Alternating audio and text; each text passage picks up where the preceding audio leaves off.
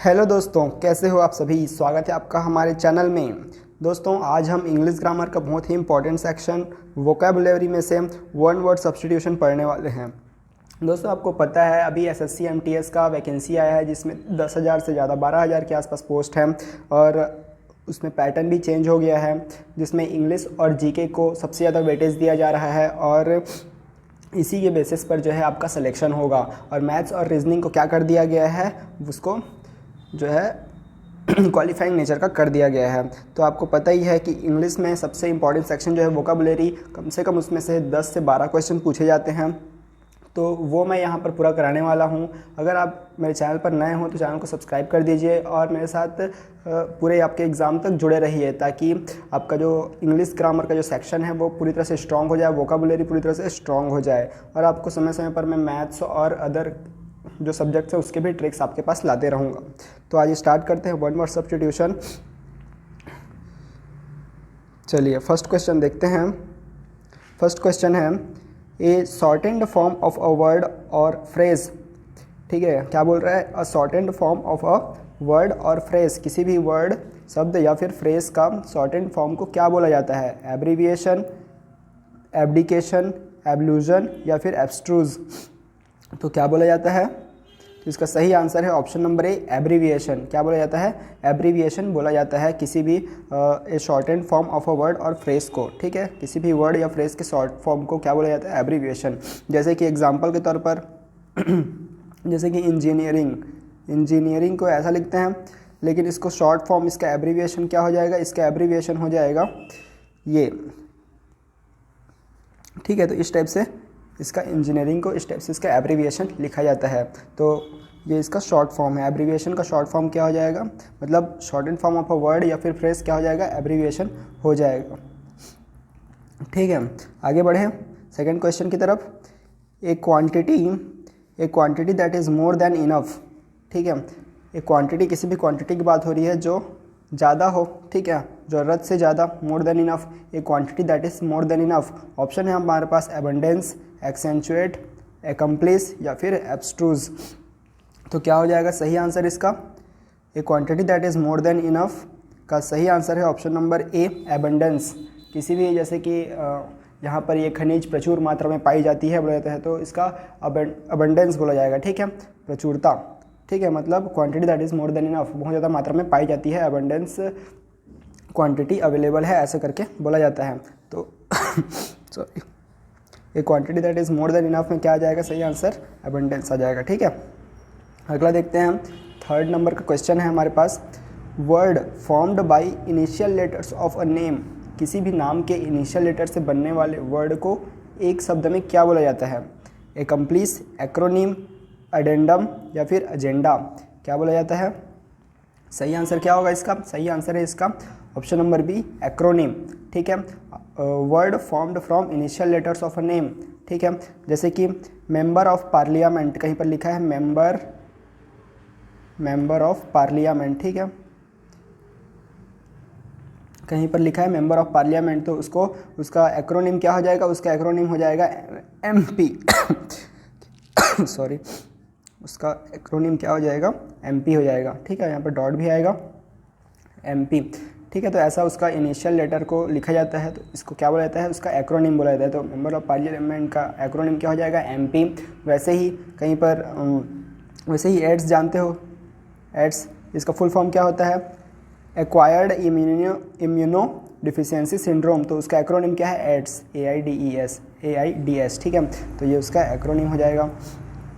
Clear है, acronym समझ में आ गया। आगे देखते हैं फोर्थ नंबर का question, a public notice offering or asking for goods services etcetera.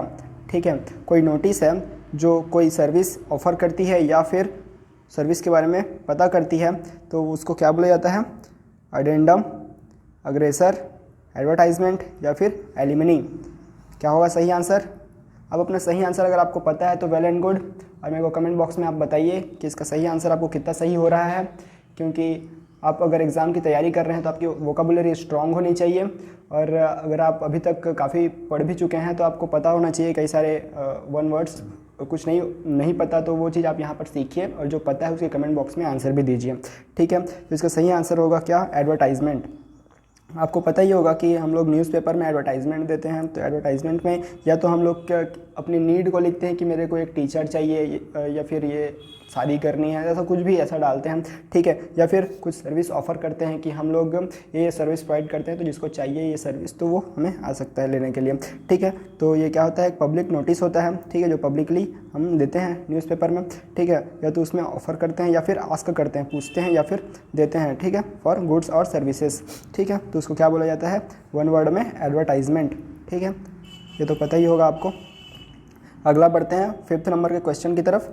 5th number का क्वेश्चन है नॉट प्रोफेशनल। नॉट प्रोफेशनल को वन वर्ड में क्या बोला जाता है। ऑप्शन है हमारे पास एलिमनी, अग्रेसर, एम्बेसडर या फिर एमेच्योर। क्या बोला जाता है, इसका सही आंसर है option number D, amateur. Not professional, amateur, ठीक है, गैर प्रोफेशनल, ठीक है। आगे बढ़ें, एक सेकेंड। 6 नंबर का क्वेश्चन है आपका, the state of being unmarried of a man, sorry, the state of being unmarried of a man, ठीक है। ऑप्शन है हमारे पास एवेरिसियस, बैचलरहुड, बेलिकोज या फिर बेनिफैक्टर। तो इसका सही आंसर क्या हो जाएगा, the state of being unmarried, ठीक है। कुंवारे लोगों की बात हो रही है, ठीक है। ऐसी स्थिति, कौन सी स्थिति, बीइंग अनमैरिड, ठीक है, बैचलर्स की स्थिति, मतलब बैचलरहुड। इसका option number B is the correct answer. आगे बढ़ते हैं। देखिए आप धीरे धीरे जो आगे बढ़ते जाएंगे मेरे साथ, लास्ट तक तो देखिएगा इस वीडियो को, और आने वाले सारे वीडियोस को देखिए, तो आपको क्या हो जाएगा, जो इसके साथ में जो ऑप्शंस दिए हैं उसके भी मीनिंग आपको पता चल जाएंगे, वो भी उसका भी ग्लोसरी क्या होता है, वन वर्ड क्या होता है, वो सब पता चल जाएगा, ठीक है। तो मेरे साथ जुड़े रहिए आप। 10-15 दिन के अंदर आप जो है वोकेबुलरी में काफ़ी स्ट्रॉन्ग हो जाएंगे। आपको बेसिक जो आते हैं एग्ज़ाम में वो आपका क्लियर हो जाएगा। अगर आप डेली 15 वोकेबुलरी करते जाते हैं, वन वर्ड करते जाते हैं, तो आप 15 दिन में वन वर्ड से कोई क्वेश्चन नहीं छूटेगा। क्लियर है, एक सेकेंड, सॉरी, ठीक है। The custom of having 2 wives और 2 हस्बैंड्स, ठीक है, क्या होगा, बाइगॉट या फिर बिब्ड या फिर बाइगेमी या फिर ब्लास्फेमी। क्या हो जाएगा सही answer, the custom of having 2 wives और 2 हस्बैंड्स। कस्टम मतलब होता है रीति रिवाज, परंपरा। The custom of having 2 wives और 2 हस्बैंड रखने की जो परंपरा है उसको क्या बोला जाता है, उसको बोला जाता है बाइगेमी। क्या बोला जाता है, बाइगेमी। क्या बोला जाता है, बाइगेमी। क्लियर है, आगे बढ़ते हैं 8th नंबर के क्वेश्चन की तरफ। The life history of a man written by someone else, ठीक है, the life history of a man written by someone else. Option है हमारे पास बिब्लियोफिलिक, बुकवॉर्म, बोहेमियन या फिर बायोग्राफी। क्या होगा सही आंसर, इसका सही आंसर है ऑप्शन नंबर डी, बायोग्राफी, ठीक है। The life history of a man written by someone else, अगर कोई और किसी की बायोग्राफी लिखता है, ठीक है, मतलब कोई और किसी की लाइफ हिस्ट्री लिखता है तो वो क्या कहलाएगा, बायोग्राफी कहलाएगा, ठीक है। और जैसे अगर कोई जो है खुद का हिस्ट्री या फिर लाइफ का एक्सपीरियंस लिखता है उसको क्या बोलते हैं, ऑटोबायोग्राफी बोलते हैं ना। और कोई दूसरा लिखता है तो उसको क्या बोलेंगे, बायोग्राफी बोलेंगे, ठीक है। आगे बढ़ते हैं 9th नंबर के क्वेश्चन की तरफ। The science of vegetable life, the science of vegetable life, easy question है, पता होना चाहिए। ऑप्शन है हमारे पास बुरिस, ब्लिस, बॉटनी, बाइगॉट, ठीक है। क्या हो जाएगा सही आंसर, इसका सही आंसर है ऑप्शन नंबर सी, बॉटनी। आपको पता ही होगा, आपने में भी इसी सब्जेक्ट से भी हो सकते हैं, बॉटनी सब्जेक्ट से। कई लोग जो एग्रीकल्चर वगैरह करते हैं तो बॉटनी सब्जेक्ट से बहुत ज़्यादा टच में रहते हैं। तो जो वेजिटेबल लाइफ के बारे में जो साइंस है उसको बॉटनी बोला जाता है, ठीक है। आगे बढ़ते हैं। A government by the officials, a government by the officials, ठीक है, ऑफिशियल्स के द्वारा जो गवर्नमेंट बनती है उसको क्या बोलते हैं, कैकोफोनी, कैबरेट या फिर बैंकरफ्ट या फिर ब्यूरोक्रेसी। तो उसको बोला जाता है ऑप्शन नंबर डी, ब्यूरोक्रेसी, ठीक है। अब स्पेलिंग भी साथ साथ याद करते हुए चलिए। ब्यूरो, बी यू होता है, फिर आर ई, REA होता है, फिर UCRACY, ठीक है, ब्यूरोक्रेसी, ये R है, ठीक है, ये वाला R है। वहाँ पर स्क्रीन में कुछ हो गया इसलिए वहाँ पर लिखा नहीं रहे, ठीक है। तो आगे बढ़ते हैं, यहाँ पर पता चल गया। स्पेलिंग भी साथ साथ याद करते चलती है, क्योंकि स्पेलिंग एरर भी आता है, तो आपको स्पेलिंग एरर का भी नॉलेज हो जाएगा। That eats one's own species, जो खुद की स्पीसीज़ को भी खा लेता है। ऑप्शन है हमारे पास कैकोफोनी, कैबारेट, कैनिबल या फिर कैटाकॉम। सही आंसर क्या होगा? सही आंसर इसका ऑप्शन नंबर सी, कैनिबल। आपने कैनिबल्स की मूवी भी देखी होगी, जिसमें इंसान को खा जाता है, ठीक है। तो उसको क्या बोलते हैं? कैनिबल। जो खुद की स्पीसीज़ को खा जाता है उसको क्या बोलेंगे? कैनिबल बोलेंगे। तो that eats one's own species is called cannibal, ठीक है, क्लियर है। आगे बढ़ते हैं 12th नंबर के क्वेश्चन की तरफ। List of books and other articles, किसी भी बुक या फिर आर्टिकल्स का जो लिस्ट बनता है उसको बोलते हैं कैटलॉग। क्या बोलते हैं? कैटलॉग। इधर है, ठीक है। क्या है इसका सही आंसर? कैटलॉग, क्लियर है। List of books and other articles, किसी भी चीज़ का लिस्ट हो या बुक्स का लिस्ट, बुक्स का मेन, तो उसको क्या बोलेंगे? कैटलॉग बोलेंगे। और आर्टिकल्स के लिस्ट को। अगला क्वेश्चन है 13th नंबर का। According to sequence of time, sequence of time के अकॉर्डिंग, ठीक है, इस जो लाइन है इसको वन वर्ड में क्या बोलेंगे? According to sequence of time को वन वर्ड में क्या बोलेंगे? ऑप्शन है हमारे पास कॉग्नेट, कॉल्यूजन, क्रोनोलॉजिकल या फिर कॉन्ग्रुएंट। क्या बोला जाएगा? पता है तो कमेंट बॉक्स में आंसर दीजिए।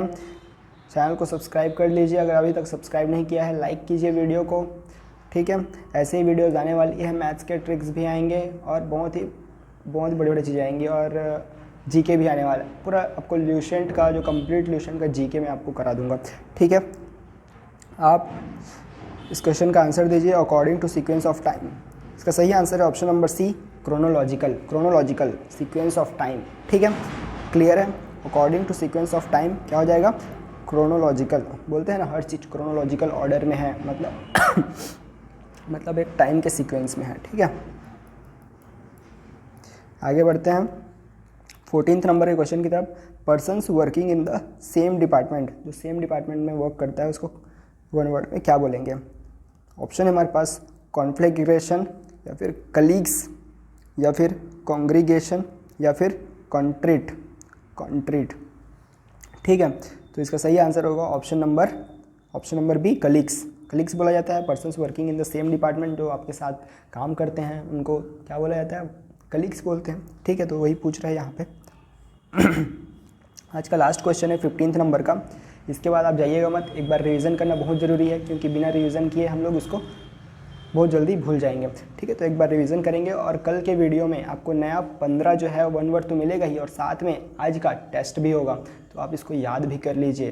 जो रिवीजन होगा उसमें आपको याद भी करना है, ठीक है, ताकि आप कल के टेस्ट में ज़्यादा से ज़्यादा मार्क्स गेन कर सकें, ठीक है। 15th नंबर का क्वेश्चन है, a persons who feels at home in every part of the world. ऐसा इंसान जो वर्ल्ड के किसी भी पार्ट में घर की तरफ फील करता है, ऐसा पूछ रहा है, ठीक है। A persons who feels at home in every part of the world. Option है हमारे पास कोरोनेशन, कॉस्मोपॉलिटन, क्रेडुलस या फिर कॉक्वेट, ठीक है। तो सही आंसर क्या होगा इसका? सही आंसर इसका option number B, cosmopolitan. Cosmopolitan मतलब होता है कि जो एवरी पार्ट ऑफ वर्ल्ड में क्या अपने तरह, मतलब उसको कुछ भी अलग नहीं लगता, सब अपने जैसा ही लगता है, तो उसको बोलते हैं cosmopolitan. A person who feels at home in every part of the world, क्या बोलेंगे? कॉस्मोपॉलिटन, ठीक है, क्लियर है। अब हमारा रिवीजन का टाइम है, तो एक बार जल्दी से हम लोग रिकैप कर लेते हैं जो हमने आज क्या क्या पढ़ा है वो सब चीज़ों का। तो देखते हैं